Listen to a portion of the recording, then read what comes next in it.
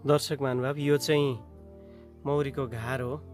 यसलाई भने अब हामी यो वर्ष मौरी काट्ने सिजन पनि हुन लागेको छ। यसलाई हामी आज यहाँ हेर्नेछौँ कतिको लगाएको छ, के छ भन्ने कुरा हो। यो चाहिँ हाम्रो चाहिँ यसलाई आधुनिक घार भन्दैन। हाम्रो यो चाहिँ कस्तो घार भन्दा परम्परागत घार हो।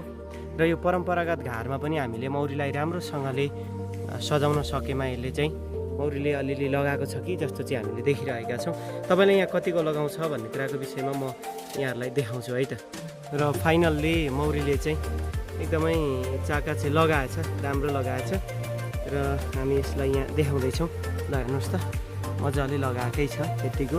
र यसलाई हामी हेर्छौँ कतिको अझै भित्र कतिको छ भन्ने कुरामा यसलाई हेरेर यहाँ हामी गर्छौँ। मौरीहरू पनि निकै रहेछ र यसलाई चाहिँ हामीले धुवा लगाउँदैछौँ।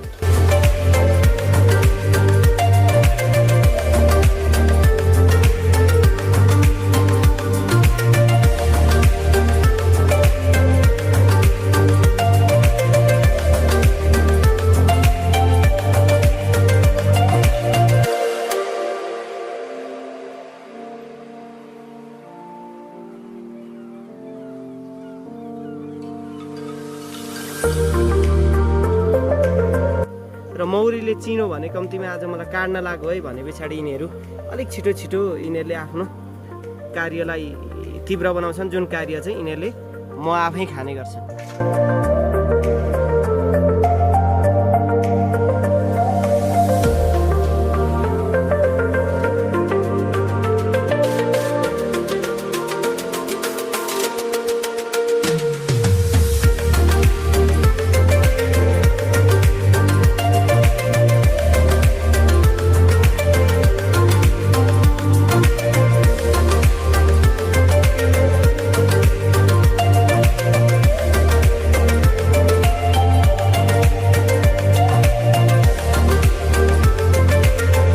हामीले चाहिँ यो मह मात्रै निकालेको हो र अलिकति बच्चा पनि रहेछ। त्यो बच्चा चाहिँ हामीले उही डोडमा छोडेका छौँ।